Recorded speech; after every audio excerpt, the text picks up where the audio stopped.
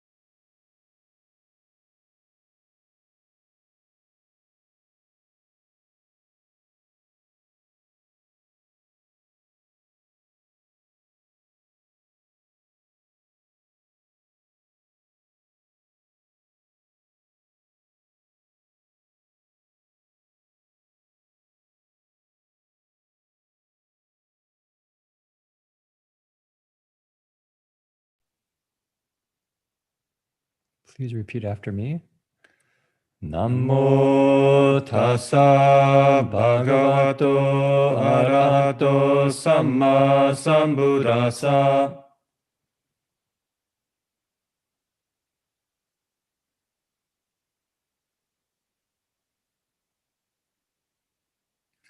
Homage to the blessed, noble, and perfectly enlightened one.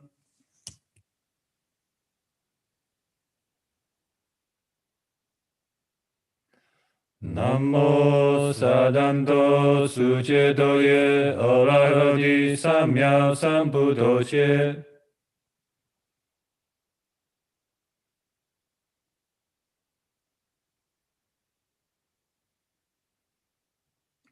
Together. 无上甚深微妙法，百千万劫难遭遇。我今见闻得受持，愿解如来真实义。Supreme and wondrous Dharma, subtle and profound, rarely is encountered, even in billions of eons. But now we see and hear it and accept it reverently. May we truly understand the Buddha's actual meaning. All Buddhas and Bodhisattvas, Venerable Master, Dharma Masters, and all good and wise friends online, Amitofo, welcome to our evening sutra lecture. Today is February 6, 2021, and we're broadcasting here from Berkeley Buddhist Monastery. As I mentioned before, Jing Wei Shi and myself are, you could say, substitute monks for Reverend Hong Shi, because you could say maybe Reverend Hong Shi is kind of a little bit busy today.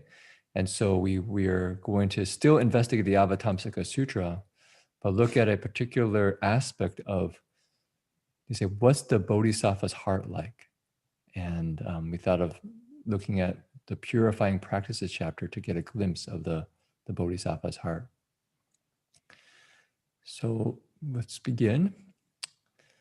The first question that we thought of asking is the question, how do we walk the Bodhisattva path? Many times we come to the monastery and we want to practice. So we say, maybe I want to meditate. Maybe I want to recite mantras. Maybe I want to bow. Maybe I just want to serve, help out in the kitchen. Maybe I want to repair the monastery, help clean up. Right? So many things that we associate with walking the Bodhisattva path, doing good works. But what if we were to take the lens and not just look on the outside, but look on the inside? What attitude or heart should we have as we cultivate, as we walk on this path? And this is the question we wanted to investigate tonight, because the Avatamsaka Sutra, especially in the Purifying Practices chapter, opens a gateway, opens a kind of, you could say, although you can't actually observe thoughts, right? If I take a brain scan or and I cut Jing Weisher's head open right now and try to look inside, I can't actually see inside his mind and see his thoughts. The Avatamsaka Sutra actually does that. It actually takes the Bodhisattva's mind and shows us what's inside of it.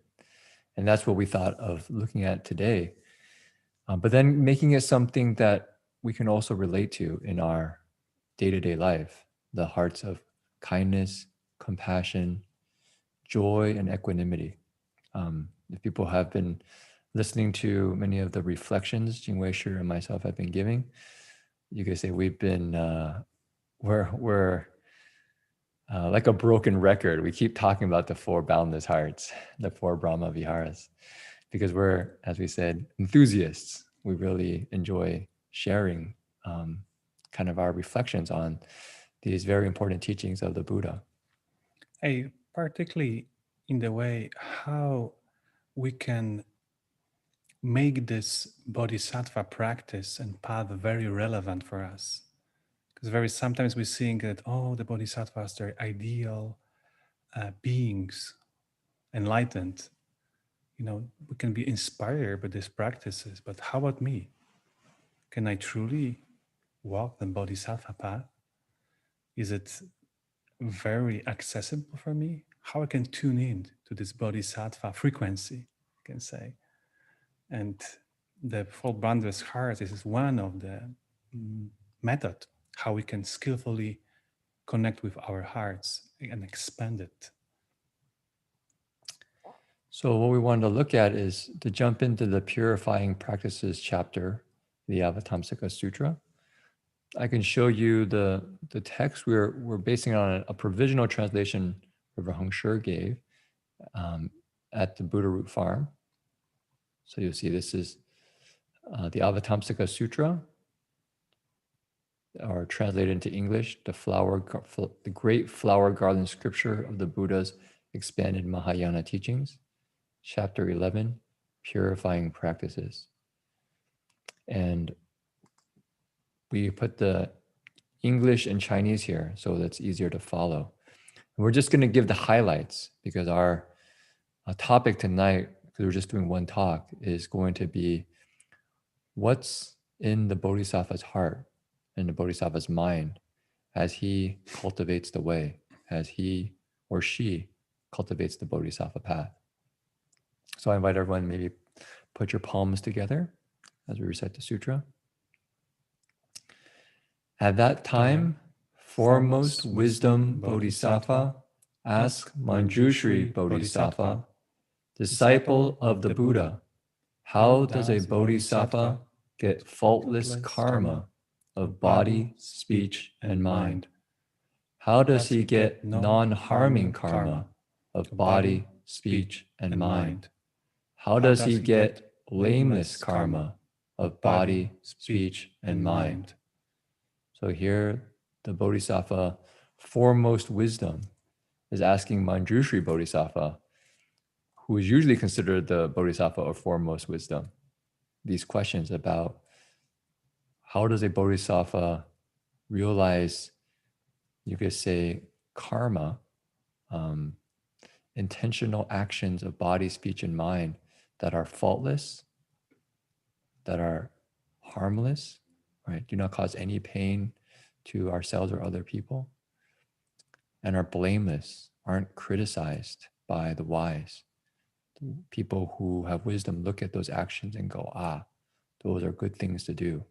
Nothing to be embarrassed about, nothing to be worried about, right? So this is what the Bodhisattva foremost wisdom is asking Manjushri Bodhisattva. And so to me, the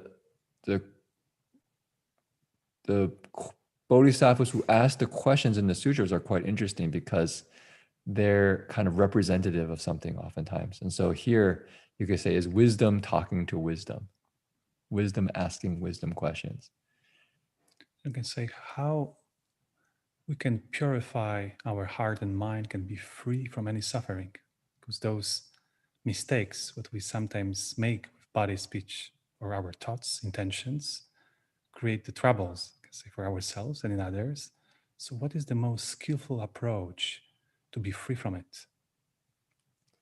So let's keep going and put our palms together again. So the Bodhisattva asked many, many questions. And so we're going to the middle of the list because this is what we're going to focus on. So Bodhisattva foremost wisdom continues to ask, how does a Bodhisattva get the perfection of Dana Paramita, Sila Paramita, Kshanti Paramita, Virya Paramita, Dhyana Paramita, Prajna Paramita, and also the perfection of kindness, compassion, joy, and equanimity? So here you see Bodhisattva foremost wisdom is actually asking about the 6 paramitas: giving, precepts or virtue, oftentimes, number 2. Kshanti is patience. Virya is vigor. You see the kind of vigor, the virya, strength. Dhyana is often translated as concentration, or maybe you could say a kind of unified mind, a kind of quiet, steady, unified mind. And finally, prajna is wisdom. It's kind of penetrating insight that sees things as they are. And then you have the 4 boundless hearts: kindness, compassion, joy, and equanimity. So here, Bodhisattva foremost wisdom is asking some very important questions. I would say these are the hallmark practices of the Bodhisattvas: the 6 paramitas and the 4 boundless hearts. So this engine of Bodhisattva heart, how this, of the mechanism of Bodhisattva practice. And so one of the reasons we thought about going over this within the Avatamsaka Sutra is because oftentimes in our tradition, we talk a lot about great compassion. And we talk about how the Bodhisattvas have great kindness and great compassion. And we kind of run through this list: 慈悲喜舍, kindness, compassion, joy, and equanimity. And then we go to the next thing. But we never really unpack it. What is this kindness? What is this compassion? What is this joy? What is this equanimity? And so tonight we were going to investigate a little bit, but then put it within the context of the Bodhisattva path, because what I think, once you have this lens to look at the teachings, especially the Mahayana teachings, all of a sudden it comes to life. Mm-hmm. You see this kind of the beating heart of the care that the Bodhisattvas have for living beings and for themselves. So I wanted to first start with saying, what are the 4 hearts? And during the last, January, I think early January, 10th. January 10th, we did a kind of an online retreat through Service Space where we investigated the 4 hearts for 1 week. So we began with investigating metta or loving kindness, and then trying to locate it, or to kind of ground it in the body. And then we looked at some of the ways that we can mistaken loving kindness for something else. So loving kindness has a similarity to, you could say, craving, or kind of a selfish affection, when this boundless heart of care comes down on an object of desire. And then we went into compassion. When that kindness meets suffering, then it naturally wants to care for it and relieve the suffering. Then we went into mudita, sympathetic joy. When it sees somebody happy, it naturally rejoices. And then finally, equanimity, the mind that is balanced and impartial and just observes things kind of rising and falling, allowing things to take its own natural course and not get entangled with things. And so we went over this for the whole week, and the last day was basically equanimity. And so one of the participants wrote a poem that was extremely moving and I think really captures the four hearts. So we were going to read it for everyone. So this is what the participant said. She said, "This reflection is based on my sharing during the Zoom call. This is our final call in the retreat. But I'm trying to journal it down for some clarity. I'm still feeling expansive for what I have experienced during the retreat. We'll continue to bit by bit unveil the coverings that block the four boundless hearts from emerging. Some have been surfacing to my consciousness every day. But the encountering of the last day was on equanimity. Help me uncover some deep emotions that have been blocking me. I went to a funeral, the first time after my mother's funeral 10 years ago, and a lot of the memories in the past 10 years started to play in my head. I see my mother as my best friend, and I have been denying her passing away. Even when asked about the first person who came to my mind when talking about compassion, I avoided mentioning my mother, even though she definitely is and has always been. On the other hand, I had a lot of microaggression and sometimes resentment towards my father by unconsciously comparing my father with my mother's qualities. After coming back from the funeral and a long meditation, a poem came to me that helped me express the entangled emotions that block the four hearts from emerging in my heart. So here it is. So I have this in a document. It's titled, "A Letter to My Parents." When I was about to travel thousands miles away from home, she prepared everything for me: food, clothes, even snacks. Thank you, Mom, for teaching me metta, kindness. When I was in the hospital and could not read, she recorded hundreds of cassettes of books so that I could continue to study with her affection. Thank you, Mom, for teaching me karuna, compassion. Right, you can see that's what compassion does, is when it sees suffering, it tries to relieve it. When I achieve the milestones, she feels happier than I am, singing, dancing, and praising. Thank you, Mom, for teaching me mudita, rejoicing. Right? When sympathetic joy sees happiness, it rejoices. And then one day, she is no longer around. He does not have the kindness that Mom had. He does not have the compassion that Mom had. He does not have the rejoicing that Mom had. Today, I realize I'm sorry, Dad, for judging you critically. Thank you, Dad, for always being there, allowing my growth silently. Thank you, Dad, for teaching me upekkha, equanimity. Thank you, Mom, for warming my heart. Thank you, Dad, for cooling my mind. Thank you for your unconditional and boundless love. Thank you.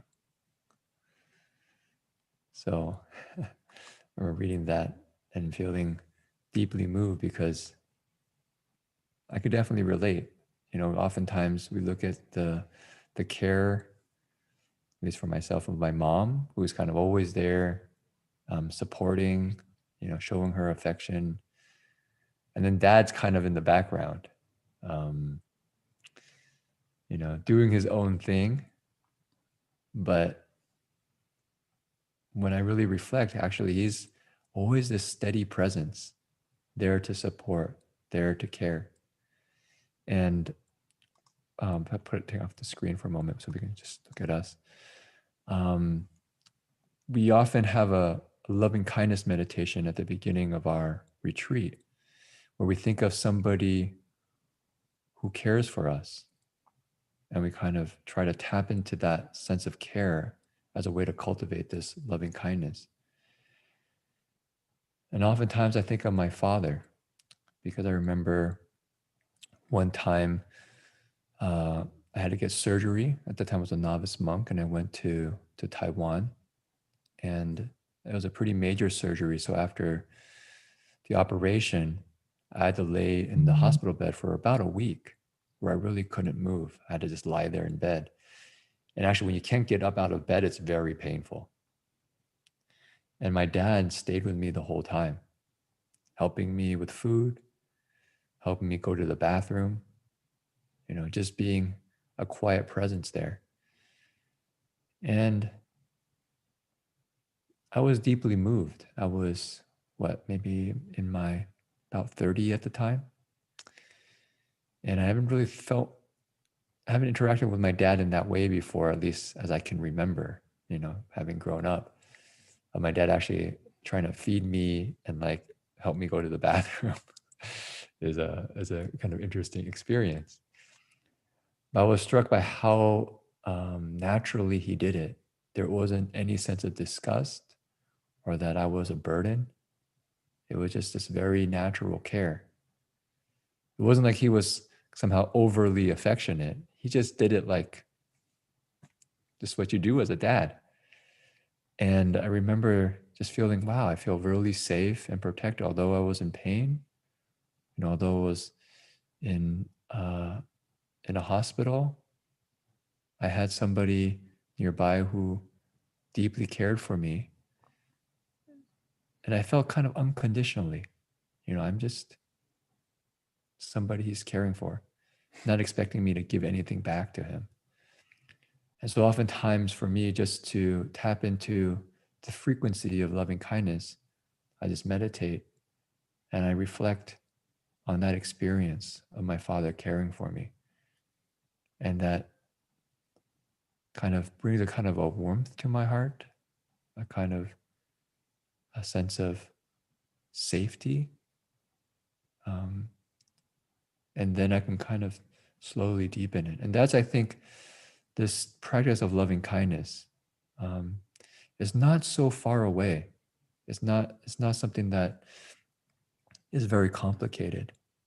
It's tapping into something, I think, that is quite universal, that we all experience, which is, when have we been cared for? Or when have we cared for somebody else? And if we can't find a person, sometimes we can just look at nature. When has nature cared for us? If you want to share anything of your stories of loving kindness. This poem very well capture the sense of this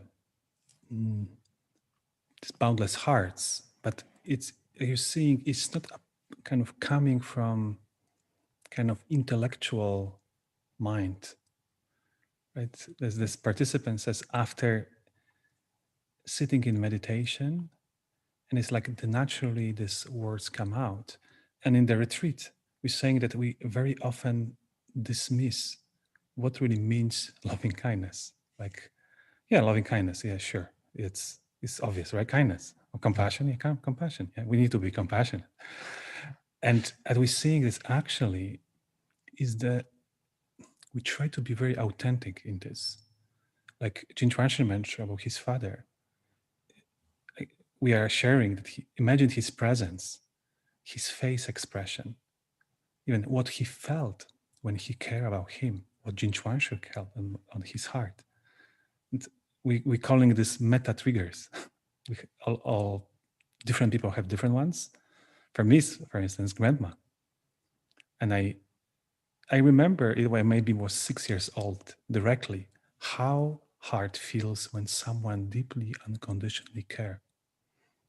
And the instruction mentioned to type into this frequency of the kindness, and we try to remember that, but also kind of cultivate, develop, be more and more familiar with this, because sometimes we easy forget or take for granted. We dismiss. And so for me, it's interesting how many people shared after 7 days. They said sometimes, why I didn't learn this like 20 years before, because it's so obvious that it's so easy to forget. Mm-hmm. To keep this kind of warmth of the heart, and even equanimity, when Jin Chuan mentioned, is engage equanimity. We're saying that in different far and near enemies of all the hearts, one is indifference. So difference doesn't care, right? I probably will not be around someone who suffer because, I'm equanimous, this is probably someone's karma, so whatever, it's not. Is the place that mind can be engaged, heart could be fully there, warm, but it's also is the kind of coolness of mind. It's not disturbed. It's not overwhelmed. It's balanced and directly kind of gently engage with any situation or with any our thoughts or our emotions, what arises in our heart. So it's the skill, it's the art. And so the boundless hearts is the one way of how we can reactivate something is very familiar for us. I can say this is probably this is the expression of our nature. Yeah. Maybe just I think two things Jing Weisher said, just to add up on, is so the meta trigger, that was kind of just came as a kind of, I don't know if say inspiration, but I think it's probably a coined term. I don't think I've ever read it anywhere else. But because we often talk about triggers, right? People trigger us, but usually it's anger. Oh, my parents really are triggers. They, I meet them and they get me all irritated, or whoever it is. And oftentimes there's a lot of triggers. But what if we were to take all those terms that we use in the negative and actually shift it to kindness, right? So that rather than paying attention to all the things that irritate us, why not pay attention to all the things that brings a sense of well-being and safety and care? And we can cultivate that. That's something that we actually actively nurture, and that becomes our world, the space. You can say this is a sacred space that we occupy. The other thing just to mention is equanimity, and I actually think it might be helpful just to define it a little bit more, because Jing Weisher said it's like, oh, it's their karma, so whatever, right? That's is a kind of attitude. It's like that, whatever, I don't care. However, equanimity does actually see that each of us is responsible for our own karma. And so the reflection is usually, I'm the owner of my karma, heir to my karma, abide supported by my karma. Whatever karma I shall do, for good or for ill, of that I will be the heir. And to maybe put it more simply, I'm responsible for my own happiness, and say other people are responsible for their own happiness as well, because I can't make choices for them, and other people can't make the choices for me. I can care about other people, I can support them, but I can't make the choices for them. And that's the key move of equanimity, is that we don't get ourselves entangled in other people's karmic processes by trying to force them to do things that we think is good for them. That's when equanimity, that's when these hearts get all entangled. We think that this is a care that's limitless, but in fact, it's getting caught up in karmic conditions. So it's just a simple care, but also has wisdom combined with it of seeing how each of us is responsible for our own karma. But that responsible doesn't mean that we don't care. It just means that we have wisdom balanced with kindness. And just one small thing, I think Chuan says is very important. And another very important sort of quality of equanimity is just acceptance, right? We accept those living beings who they are, with all the faults, all the mistakes, and like Chuan mentioned, we're saying they're owner of their action and inherit the results. Same like us, right? We equanimity and loving kindness can balance each other. I am where I am, but I have tools. I can learn, I can cultivate, but it takes a time, right? Also for others, living beings takes a time to learn, to let go, to kind of reform themselves. And we can support it, but we cannot force it. Okay, so let's keep going with this sutra. So this is actually Manjushri Bodhisattva's response to Bodhisattva foremost wisdom. And he says, "Good indeed, disciple of the Buddha, you have asked about such meanings out of a wish to bring much benefit to beings, to bring them deep peace and security, out of pity for the world, and to benefit and delight gods and humans. Disciple of the Buddha, if all bodhisattvas can skillfully use their minds," in parentheses hearts, right? The heart mind. They will attain every supreme and wonderful merit and virtue. Among all Buddha dharmas, their minds or hearts will be unobstructed. They can abide in the way of all Buddhas of the past, present, and future, never renouncing or leaving it while they live in accord with living beings. They can completely penetrate and understand the true nature of all dharmas. They can cut off all evil and be endowed with all good. They'll be like universal worthy, who is foremost in his physical appearance. They will be replete with practices and vows. Nothing will cause them to be ill at ease. They will act as the second guiding teacher for living beings. Disciples of the Buddha, how does one use his mind or heart to attain every supreme and wonderful merit and virtue? So here, maybe just to highlight a couple of things. So first, Manjushri Bodhisattva looks at the deeper intent that foremost wisdom Bodhisattva is asking from his questions, why he's asking these questions. And he's pointing it to the motivation, that you could say, deep kindness and compassion, right? Wishing to bring happiness, or I say benefit here, but bring happiness to living beings, to bring safety. Here's the word pity, but I would maybe use the word compassion, kind of a care for the world, right? Wanting people to be happy. And then there's a question about how does one use their minds and hearts? How does a bodhisattva use their mind and heart in cultivation? So this is what then Manjushri Bodhisattva begins to explain. And because of our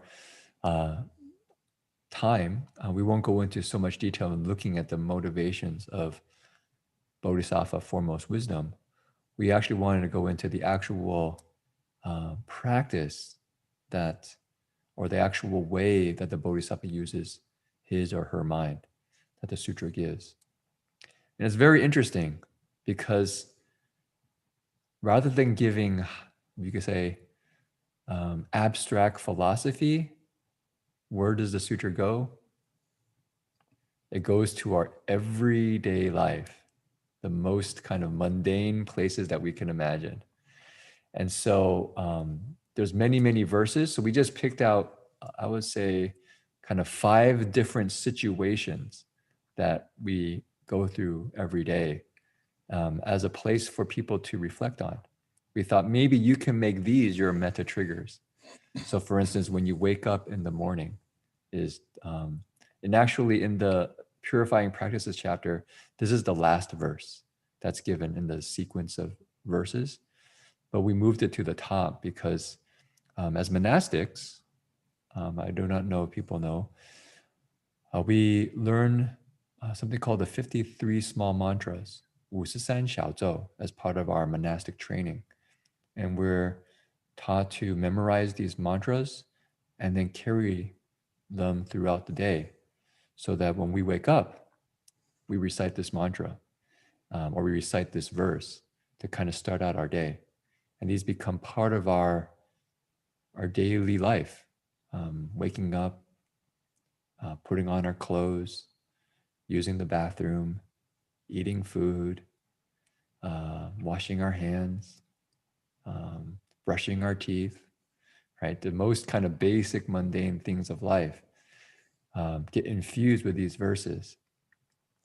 But what I really like about it is that it makes then our whole lives sacred. It kind of shows that clearly we're here in the Buddha hall and we have the Buddhas behind us. And you can't see the Buddha hall in front of us, but it's a very inspiring space, a sacred space that when you come in, your heart becomes more peaceful and there's a sense of, I'm here to cultivate. I'm here to praise the Buddhas and Bodhisattvas. But then how about when we leave the Buddha hall and we start to go into the different things of our lives? Can we still bring that same sense of sacredness? And I would say, yes, you can. And that comes from the 4 boundless hearts, the 4 Brahma Viharas. Because if you really look at Brahma, it means often God, the Lord Brahma. So I'll say the heavens, the heavenly realm, the divine realm. And then Vihara means a place, like a sanctuary. So for instance, we have our monastery down in the Boulder Creek, which is called Redwood Vihara. So it's a kind of like a sanctuary, a peaceful place to practice. So these 4 hearts are seen as literally sacred spaces. So if we can hold, we can stay in these 4 hearts, then we can always be in a sacred space. So how about let's recite this verse together. This is the waking up verse. When I wake up, may all living beings awaken to omniscience, mindful of the 10 directions. So here, I think this is actually a very important practice, which is how do we wake up in the morning? I was just talking to a DRBU student today who wanted some tips on cultivation. And he wanted to make the most of his education and wanted to cultivate. And so I was talking about how, well, when we wake up in the morning, one really good thing is to start practicing immediately.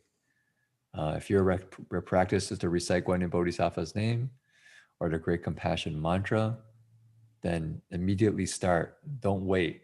Don't let the mind start to get groggy, start complaining, or often what happens is we start checking the phone.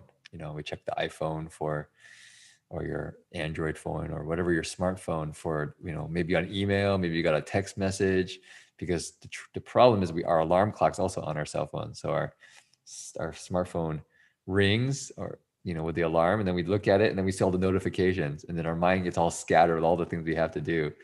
And before we know, our mind's already kind of gone crazy. And so a very good practice, and I've been trying to do that. And the DRB student also was had a kind of a discipline around his smartphone, was to actually not have the smartphone in the room when we wake up. That way it doesn't distract us. And a recommendation would be to wake up to this verse, a wish for living beings' ability to have real wisdom, real mindfulness, right? Because, right, it's what I like about these verses is that they're a little bit creative.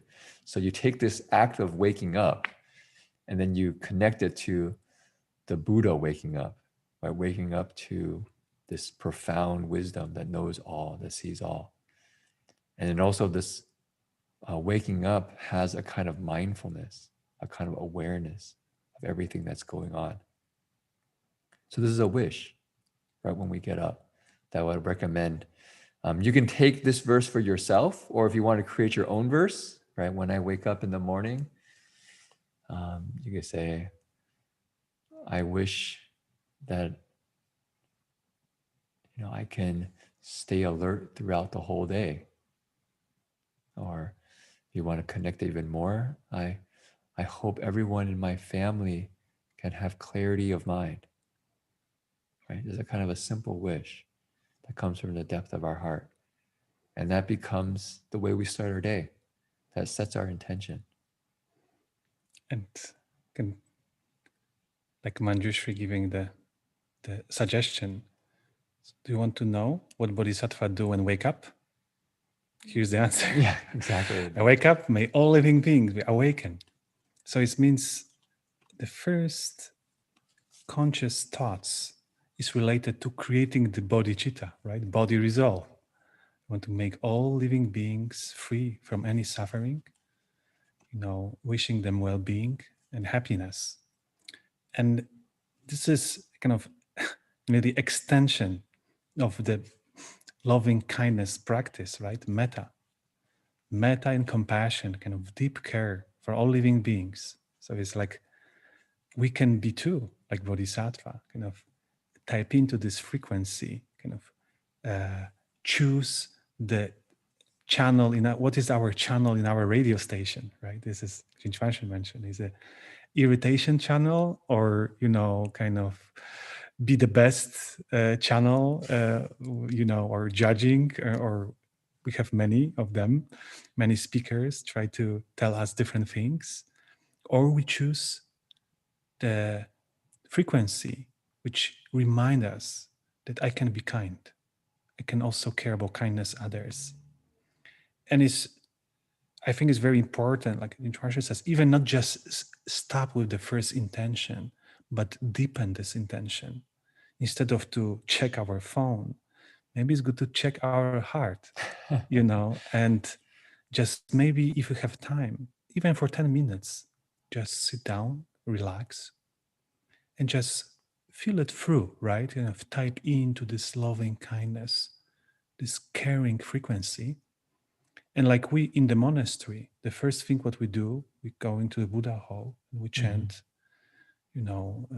morning chanting, Shurangama mantra, great compassion mantra. So we can type in, try to go and connect with the Bodhisattva's field. And this is the beginning of the day. And it's a type in, or also reminder to be close to it, never leave it. So we can see very small, but it could have very deeply profound effect and how we start and maintain our inner kind of landscape during the day. And actually, since Jingwei mentioned music, I actually thought it's not a bad practice for cultivating loving kindness, is to have a little bit of a metta soundtrack. Yeah. Movies, how movies, they all have soundtracks. And so, and what's really interesting is if you watch a movie, is you take out the sound, you take out the music, you take out everything, and you just watch the scene, and it's very dry. But when you put in the music, all of a sudden it gets this kind of 3D effect, right?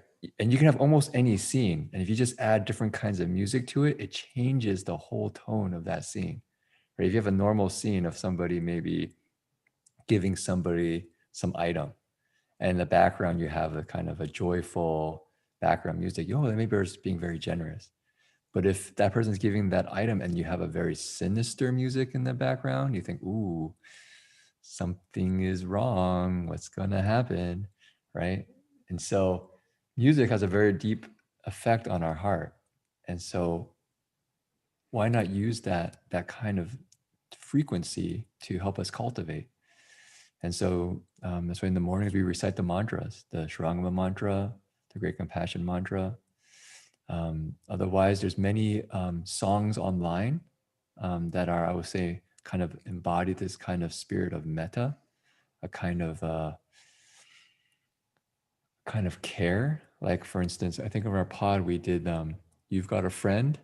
Is it James Taylor? Yes. Yeah, "You've Got a Friend," right? And talking about whenever you call it my name, I'm here to support you, right? So if you can find some music that is really kind of metta music, loving kindness music. Actually, if you go to the dharmaradio.org website, I think you'll find lots of songs by Reverend Hung Sure. And a lot of his songs, I would say, it's actually got a lot of metta, a lot of metta in them. Right. Yeah, they're kind of a metta frequency if you actually pay attention. And there's other songs, honestly, if you turn it on and you can see it vibrates at other parts of the body, and it's not exactly a metta, it's some other energy. And so in this cultivation, if we can tune into the music of loving kindness, somehow we find that our heart naturally relaxes, naturally expands, and the simple actions of the day, like simply waking up in the morning, becomes, I don't know if you could say sacred, but it becomes, what I would say, at least not miserable. Right? You don't end up kind of in this state of like, oh, why am I getting up? Why am I trying to do this?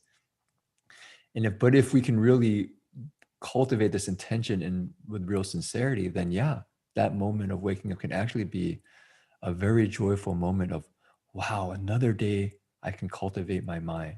Another day I can be of service to other people. Mm-hmm. Another day I can, discover new things, learn new things. Wow, I'm really, kind of looking forward to, you could say, cultivating today. And that becomes our spirit.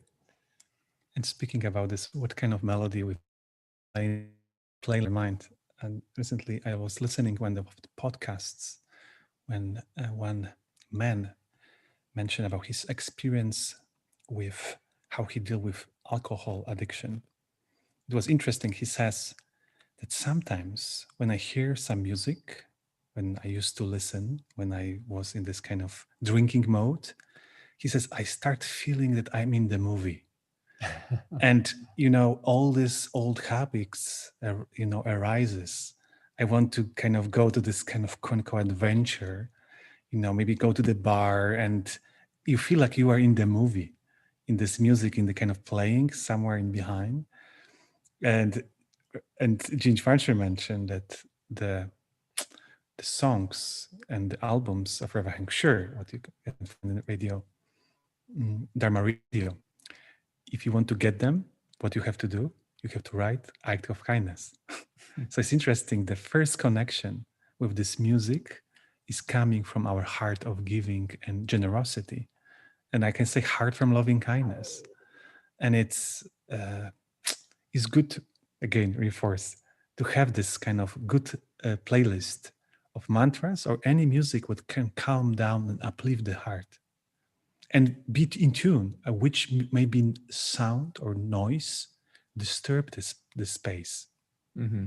And we can be much more in tuning. So we're tuning to this melody of loving kindness and kind of try to maintain it. And of course, we're not perfect. We have habits. So sometimes we can hear the kind of, oh, this tune is a little bit not that great. But I think that how we can check that we cultivate means that we have the tuner, can tune again. Okay, so the next one, which is putting on clothes. And so if you are able to, for instance, in the monastery, we post a little signs. And this is about putting on clothes or putting on our robes. And so they're kind of like meta triggers. So when you're putting on your robes and you see the little sign, you can go, right? Putting on my robes, may all living beings attain superior roots of goodness and reach the other shore. When I put on my pants, some would say lower garments, may all living beings be clothed in roots of goodness, modest and conscientious. Sometimes this is translated as shame and remorse. And I think the actual term is hiri otapa. And so that's actually a really important thing to, I would say, unpack. Those terms need to be really unpacked. But given the time today, maybe I won't go into it. I think the simple unpacking is that this hiri, sometimes translated as shame, is this sense of integrity. That when we do something that doesn't live up to our values, how we wish to be the person, there's a pain in our heart we feel. And so we want to listen to that inner voice, or that inner compass. And then otapa, here I put as conscientiousness, is a kind of concern for the opinion of the wise. So if you think of, say, like Master Hua or the Buddhas and Bodhisattvas, there's actions that we take that we are kind of embarrassed about. Or another way I think comes up quite often, if we're monastics, but I'm imagining not everyone here is a monastic, but what I hear from the lay community is that when lay people are around, the monastics are on best behavior. And so there's a sense of that, there's a sense that when you're in the monastery, we know in our hearts what's wholesome. And so we want to maintain that conscientiousness, that awareness. Or it could be also the kind of opening question: what would I really admire in this situation?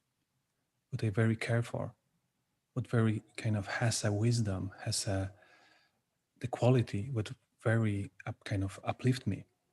And very often we see, like, we have many idols that have completely the opposite, especially in pop culture and so forth.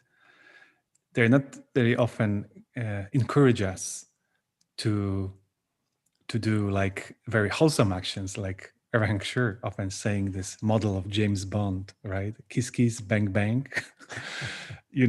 So if we have this kind of someone in the background of our mind, what could James Bond do in this situation? Maybe not always would be a wholesome advice. Yeah, lots of broken precepts.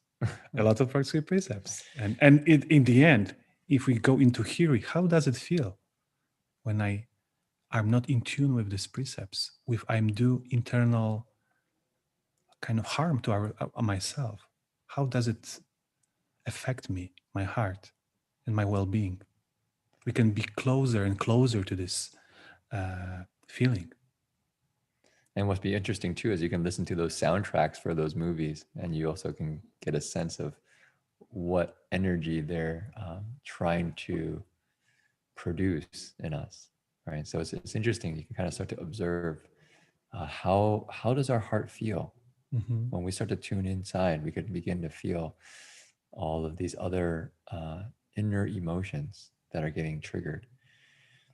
And this is not to say, we don't want to take away people's, your interest in movies and entertainments and things.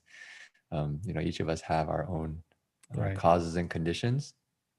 But you could say maybe there's a much better way to find entertainment or fun.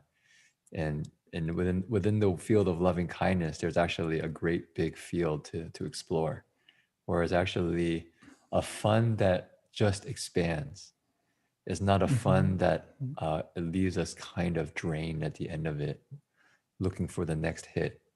it's a kind of a fun that builds on itself and deepens and matures. That's why they sometimes refer to the 4 boundless hearts as the 4 mature emotions, right? They come with maturity. And what they affect in our heart, if we tune to these qualities, to very deeply listen our heart, that, as Chuan says, it's not like say, oh, all Hollywood is the kind of the I don't know what kind of word I can use. Not wholesome place, but creating the inspiring stories, but rather because you can see in everything is often mixed, right? And we can learn from both. Often something is more inspiring or less. But for me, the point is not something saying this is bad, but more be tuned how affect me. And if I'm more and more close to this kind of heart of care, to close to this kind of heart of loving kindness, compassion, naturally I will not interest anymore on this kind of activities or materials what doesn't uplift the heart. Immediately I feel, oh no, I don't know that I want to do it anymore. And it's happening very organically, what is interesting when we're cultivating. Actually, just as an example, what was this? Maybe 4 or 5 months ago, I actually, I don't know what was so one of the people asked about the movie The Matrix, about a friend who was thinking that maybe he was living in the Matrix and therefore felt maybe life was not worth living, right? Kind of maybe even a little bit suicidal. She said, how should I respond? And I haven't watched The Matrix for quite a while, so I thought maybe I just kind of look at a couple of clips just to kind of see what The Matrix is about. And there's that really famous scene, when Neo and I think the girl's name is Trinity, and they walk into that kind of office building, and they've got like guns completely cover their bodies, right? And they go through the metal detector, and then right when they go through, the security guard looks at the metal detector and goes, because he's in shock, because all he sees is guns upon guns. And then the main hero, Neo, like, pulls open his trench coat and pulls out his guns and then shoots everyone. And I was just watching that, and I was like, ouch. Oh no. I was like, oh, that was so painful. I just stopped watching. I was like, wow, that was really painful. I mean, gosh, you just, but I could see that there's 2 parts. One part of me is like, there's a kind of an excitement of the kind of rush. And also there's a sense of pain, like, ouch, that's like killing. That's like causing tremendous harm, and kind of glamorizing it, so I actually think, going back to our text, the reason why we would say we want to go on this path is because of the initial questions that were asked. Is that the first question we asked was, how do we walk the Bodhisattva path? Right. So let's say if we're walking the Bodhisattva path, then we're not going to be so interested in killing. We're not going to still be interested in stealing, in sexual misconduct, right? Kiss, kiss, bang, bang. We're not so interested in lying or intoxicants. We're on a different path. And then going one level deeper is, we want to walk this path, then what's the heart that we want to cultivate? So this is what we're exploring, to say the heart of the 4 boundless hearts. That's where we want to put our energy, not in greed, not in irritation, not in a kind of cold, a kind of cynical aloofness, like I don't care, or I'm better than everyone else, right? Kind of sarcastic mode. Yeah, sarcastic mode. It's just oftentimes in our society now, and especially in my generation growing up, this kind of word of cynical, right? We think the world maybe is kind of a disaster. And so, rather than feel the pain of the world, we just kind of make it all a joke and just kind of look down our nose at it. Like, I'm too cool for this. and do my own thing. Often coming from the heart of kind of doubting that any virtue exists in the That world. also happens. Right. And we're seeing here in the verses, and for Bodhisattva, of course exists. And it's not only exists outside, it's in our heart, and we can tune it into it. And this is one of the kind of, we're saying, triggers. Or another word we use the word now quite popular in the postmodern time, microaggression. And we do see, we cultivate quite often, maybe probably microaggression toward ourselves. Sometimes it's so small that even difficult is so small irritation, judgmentalism, just kind of flowing as a kind of melody, right, in our day. But how about the micro kindness, moment by moment, kind of tuning to this frequency of care? And I think this verses remind all the time that we can find this small act of kindness even to this such ordinary activity like putting the clothes. Yeah. I can be reconnect with my kindness or can maintain the kindness, because it's even more question for us how to maintain it, not leave it. And when we are more and more to this kind of frequency and feel it, anytime when we somehow forget, it's bring us back. So actually, just going back to our verse here, which is putting on clothes, I think it's quite skillful, because what happens oftentimes when we are putting on clothes is, where does our mind go? It goes to wanting to look good. I need to.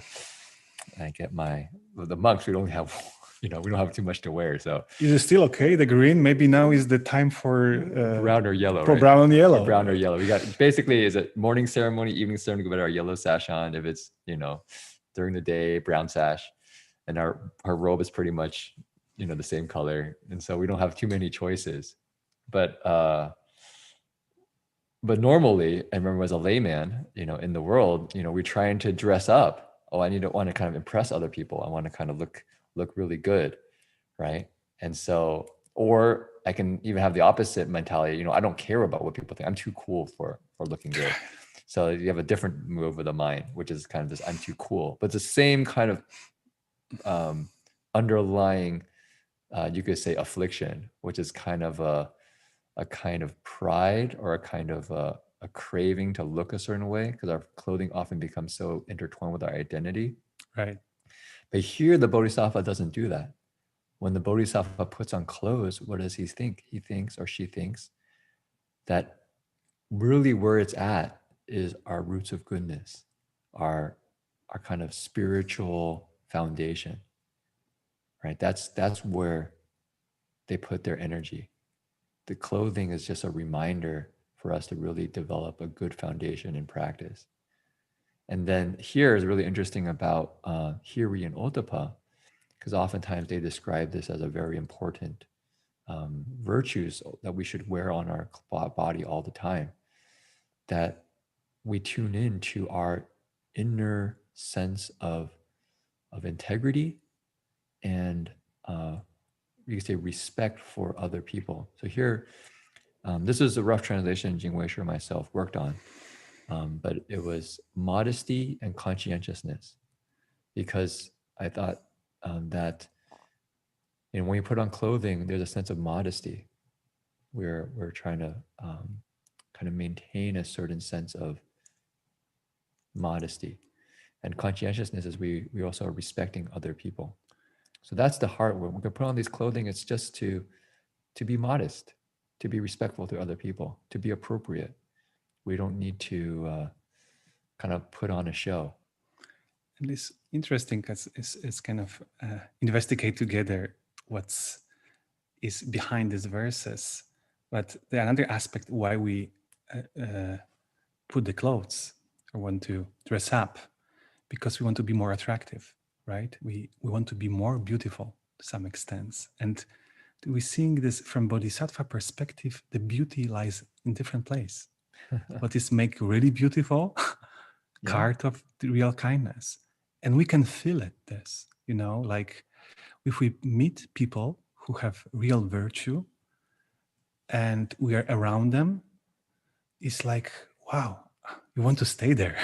It's kind of radiant, it's uplifting, it's beautiful, right? It's sweet. You can put many words to describe this kind of inner happiness and inner beauty, which arises when we cultivate the kind of goodness in our mind, in our hearts. And I think this is probably what Bodhisattvas say, where beautiful lies or beauty we can find. Sometimes I remember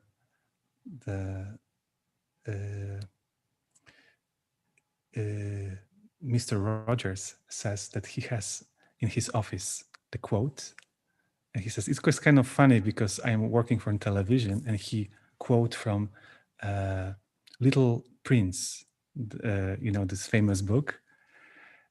He says, it was written, what is really beautiful is invisible for the eye, he says. So in the sense that beauty is invisible, but we can touch this, we can feel it. Maybe it's visible, we can actually has these forms, but it's not the forms what used to people look at for, or the pop culture, or try to sell it. We cannot buy it. Mm-hmm. It's kind of priceless, but we can cultivate it and we can be very beautiful. And then maybe last verse, we haven't read it yet, it says, when straightening my clothes, may all living beings reflect on their roots of goodness, keeping them from being lost. Okay. We move on to going to the bathroom. So even the bathroom becomes a sacred space. I'll read the verse. Going to the bathroom, may all living beings let go of their greed, anger, and delusion, and cleanse themselves of offenses. So when we go to the bathroom, right, we let go of the things that are maybe dirty inside, physical things, right, comes out as excrement. But actually, what's even more important is that we let go of our greed, anger, and delusion, the three poisons, right? If we could leave that in the bathroom, that'd be very good. And then we can clean ourselves from all the things that we do that are unskillful, that create suffering for ourselves and other people, right? So that's one reflection we can have going to the bathroom. And I find it actually quite helpful to have these kind of reflections throughout the day. So my encouragement to everyone joining in tonight is that maybe you can think of a couple of things through your day-to-day life that you can say, I'm going to make that one of my meta triggers.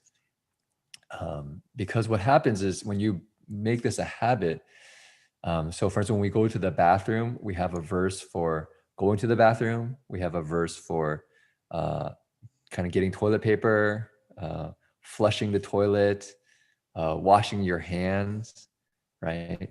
So in the span of going to the bathroom, you've already recited 4 verses that have accompanying mantras.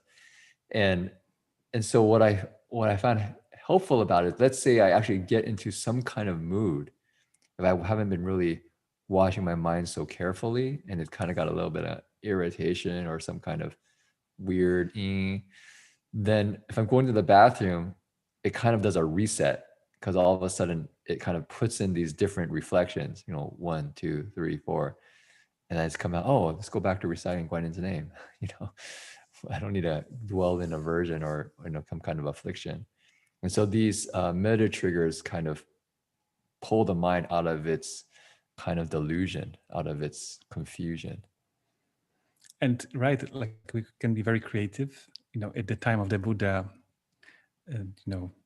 monks and lay people didn't use probably computers and iPhones, didn't drive the cars. So even we turn on our computer, sometimes we wait for a moment before our Windows or iOS, whatever we use, start working. So maybe this is a good time when I turn on my computer. But all living beings enter to Internet. They're internet, internet. internet of kindness And compassion. goodness and compassion.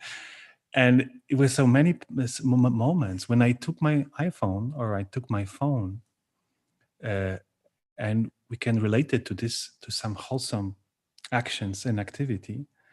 And it's also kind of become kind of like how to say, like kind of like game that we can take our heart very lightly, in the sense that approaching different things can all the time remind us of something what is bigger than us, and give us chance to kind of nourish something what is very wholesome. So I realized in terms of time, we're not going to get to everything. So I'm just going to point to a couple more. So we might not go into great detail, but you can see them for yourself. So washing my hands, may all living beings have clean hands, receive and uphold the Dharma. So if you want, you can make one for washing your hands. There's another one, which is going to sleep. Sleeping at the proper time, may all living beings have bodies that are peaceful and minds free from turmoil. I really like that one because oftentimes when we're sleeping, sometimes we're uncomfortable in our bodies, or our minds are constantly churning and thinking about things. So here's a deep wish, I want to be peaceful. I want all living beings to be peaceful. Just like this cat here. So these are the verses, just a small handful that you can find in the Purifying Practices chapter. If you have the time, I would recommend going online and you can look it up. There's many verses there, but I would say be creative. Reflect, what are your aspirations? And if you can incorporate that into your day-to-day life as you go through your day, you will be able to then take the very mundane activities of our lives and infuse it with a kind of deeper meaning. We say the ordinary mind is the way place. And that's kind of the spirit, is in very ordinary acts of washing our hands, of going to the bathroom, of going to sleep. Right there is the place that we can cultivate our hearts and our minds. It's not just in the Buddha hall in the middle of ceremony. And if we can make that our constant tune, our constant kind of space that we're occupying, then our lives go a lot smoother, a lot more joy, a lot more happiness and well-being for ourselves and other people around us. I'm sure the people around us will also be very grateful. So maybe in this point, maybe we can check, anyone have any questions or any... I don't know how it works. Maybe Jerry, if you can type questions in the chat box if people are going to YouTube. This is, the technology here is very complex. We're coming through Zoom onto YouTube to people around the world, and some people are translating as well on another platform on Zoom into Chinese and perhaps even Vietnamese. So it's quite a complex operation. So I wanted to continue on here, which is a talk by Master Hua on Guan Yin Bodhisattva. You can find this talk online called Guan Yin Shi Ying. I can show it to you, but I pulled out, so you can find it on cdbusa.org under Dharma Talks, Guan Yin 2.htm, right? And this is talks by Master Hua. But I pulled out the sections just to make it easier to read. So here Master Hua is giving a talk during a session and teaching about Guan Yin Bodhisattva. So he says, how can we recognize Guan Yin Bodhisattva? We have to know his principles or her principles, right? His principles are kindness, compassion, joy, and giving. No surprise there, right? If people don't recognize it, that's the four boundless hearts. It's interesting in Chinese, the last one gets translated as giving because it's 慈悲喜舍, 舍 literally means kind of letting go. So equanimity got translated as letting go in Chinese.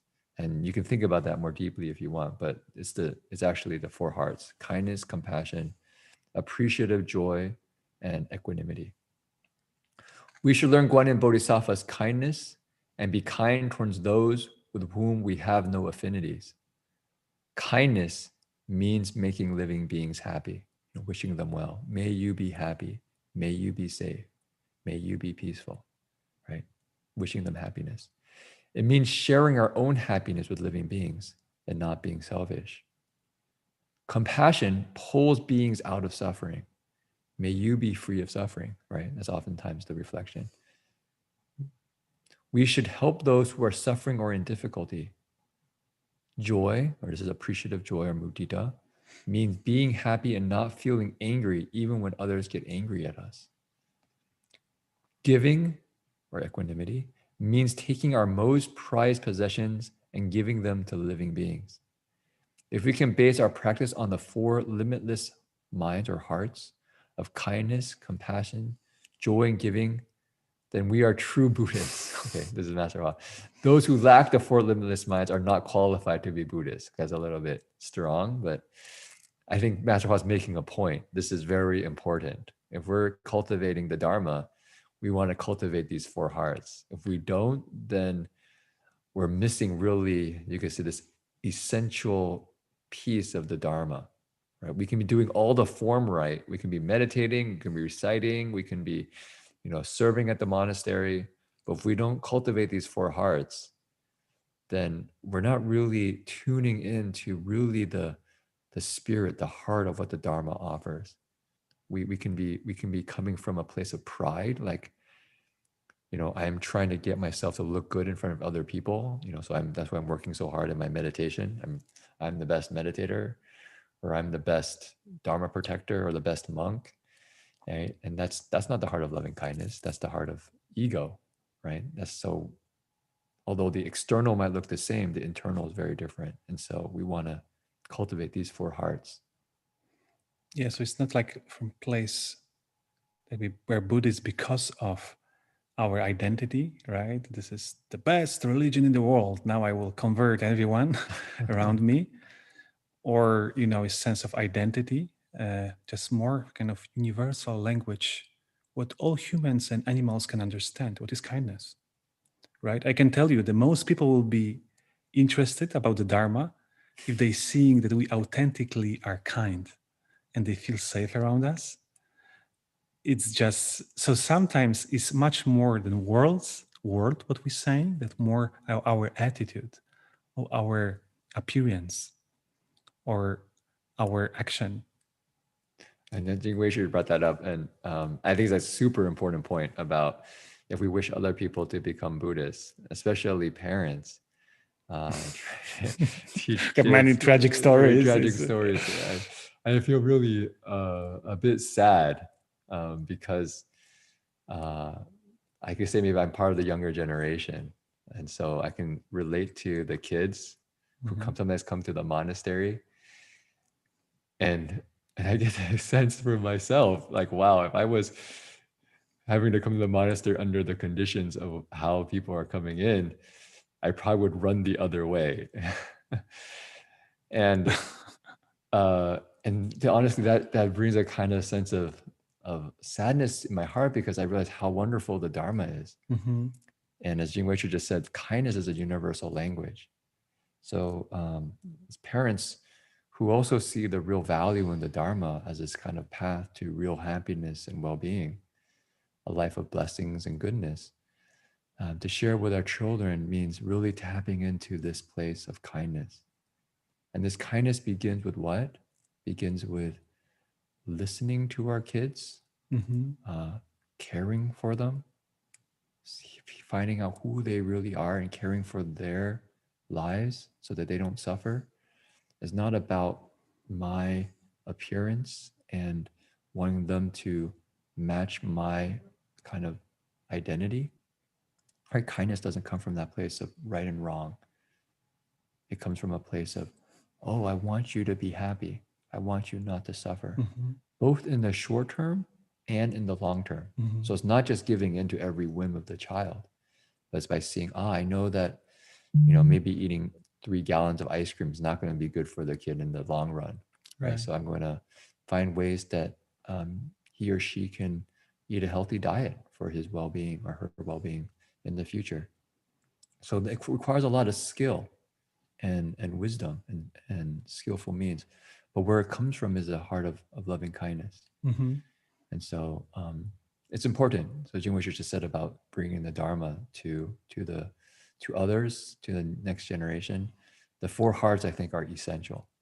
And also, in kind of flip side, is very important markers to check where we are in our cultivation.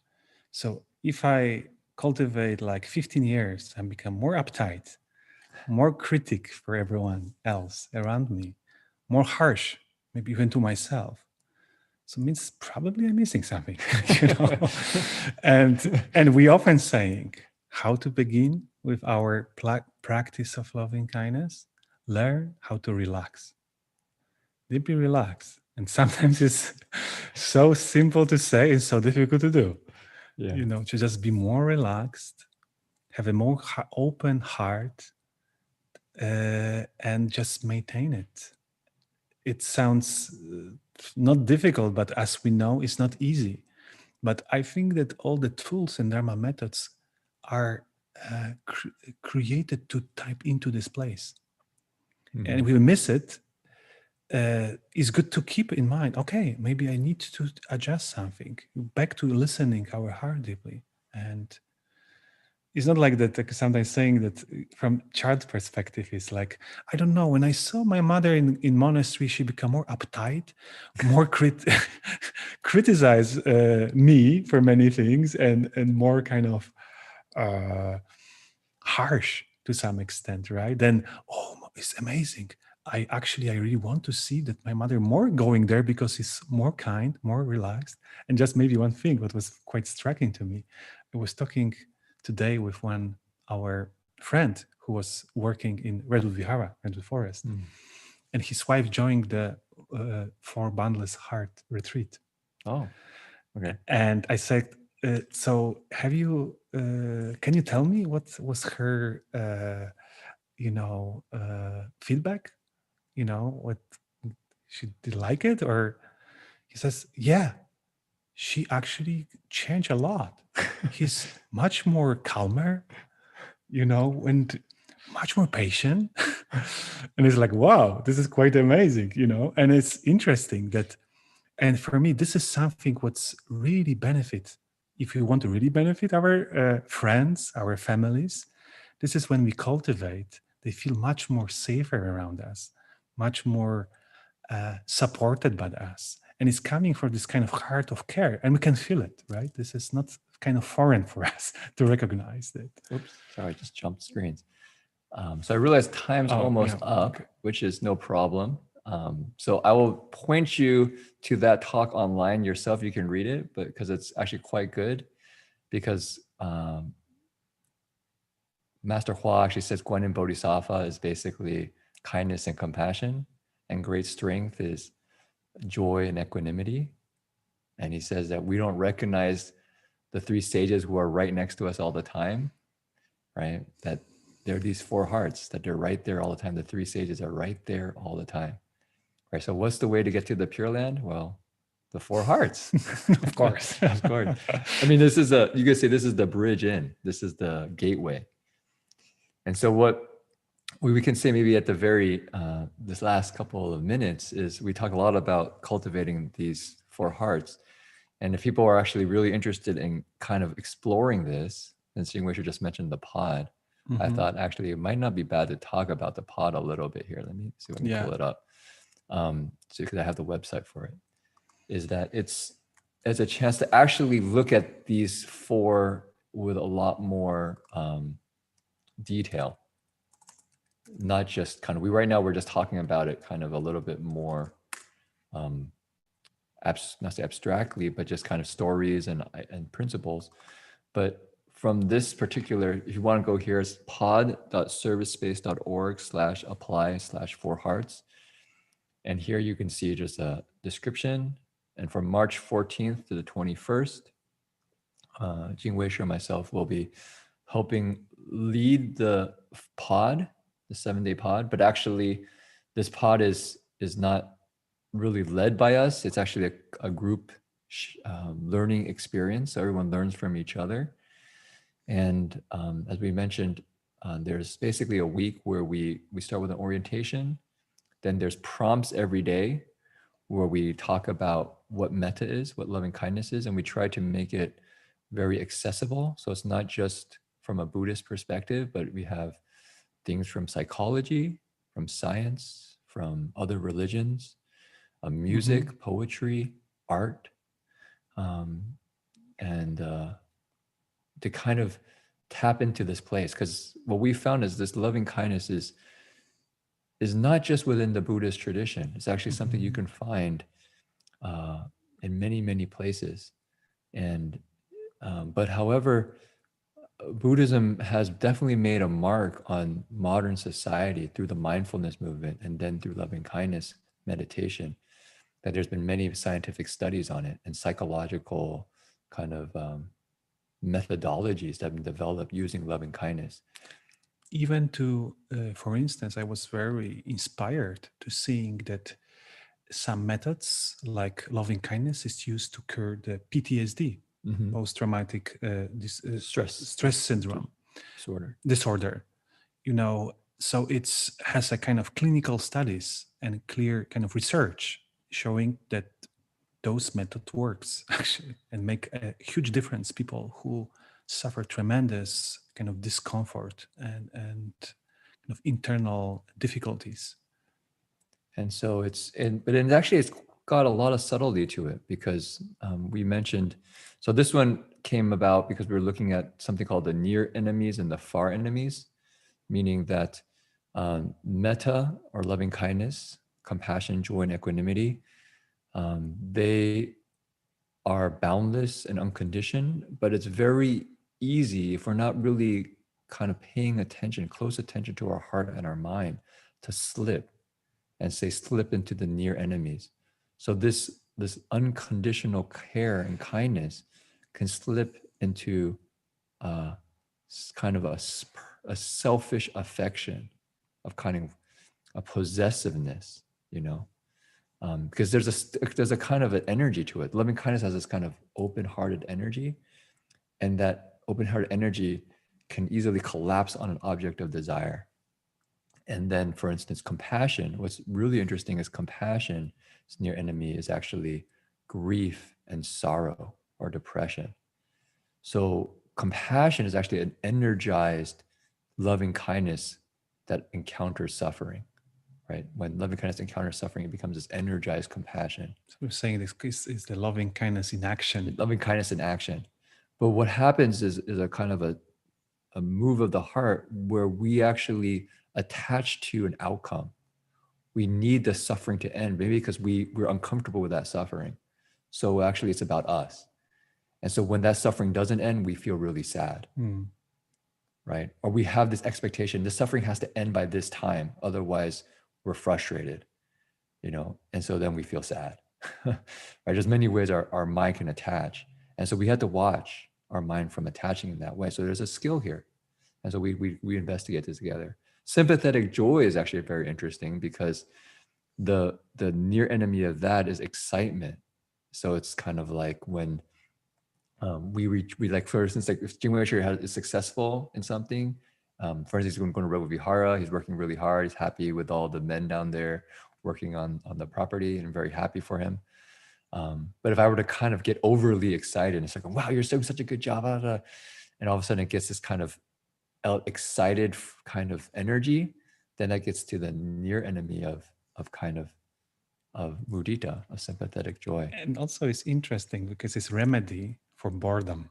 Yeah, it's a kind of an antidote for boredom. So we'll look in that. And then the last one, equanimity. The near enemy of equanimity is actually this kind of coldness, this kind of it's not true equanimity. It's actually what's the word? Indifference. I don't care, right? And I just push people away or push experience away because I don't care. I don't want to be hurt by this anymore. I don't care. And so it's not really an open-heartedness, it's actually a defensive move of the heart. Or for fear. And sometimes Yeah. we're calling these hearts as a fearless hearts. Because also I think this equanimity gives us a stillness that allows us to go very deep to the places what could be very uncomfortable and maintain this kind of heart of care, but also not going to these sides when we can lose this kind of track to be in service in deep way. Okay, so, whoops, sorry, it's not supposed to be there. So I'm going to do the dedication of merit now because I think we're at time. So, so appreciate everyone spending the evening with us, investigating the 4 boundless hearts, looking into the heart and the mind of the Bodhisattva. And so to conclude, we actually have an opportunity to cultivate the 4 boundless hearts, right? That's actually what the dedication of merit is. And if you look in this particular verse, you actually see the 4 hearts there, right? You see wishing people well, right? May living beings find joy and happiness, right? Radiant with light, share the fruits of peace, right? This happiness. May they be free of sorrow and leave their grief and pain. There's compassion, right? There's a wish that they will, kindness find its reward. That's mudita, rejoicing in people's kindness, hoping that they receive the benefits of that. And then equanimity, becoming compassionate and wise. Right? We want to have wisdom. So the 4 boundless hearts right there. Also can embody this bodhisattva heart, this avatamsaka heart of serving to all living beings and relieve them from any difficulties, any troubles, any problems.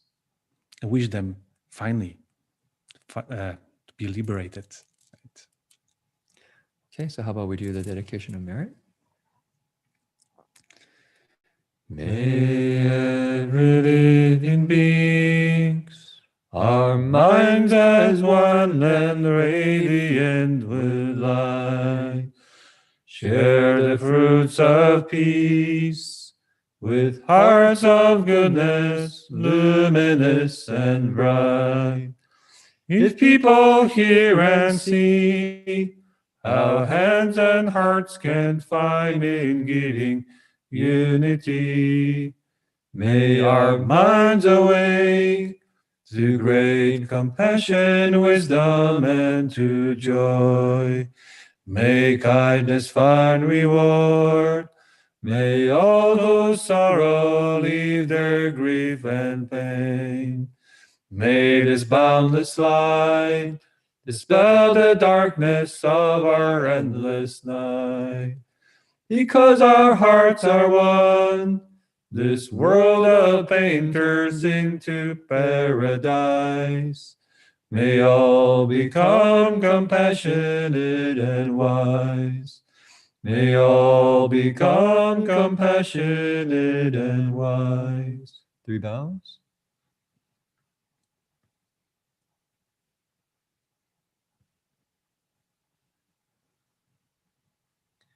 Bow in respect to the Venerable Master.